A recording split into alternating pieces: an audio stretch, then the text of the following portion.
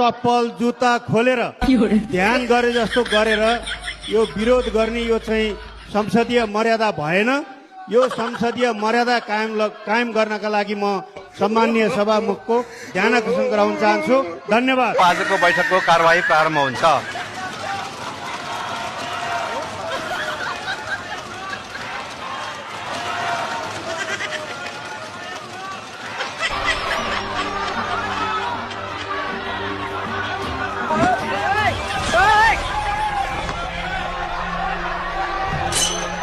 मान्य सदस्यहरू आसन ग्रहण गरौं।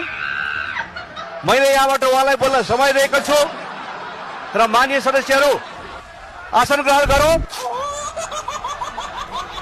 मान्य सदस्यहरू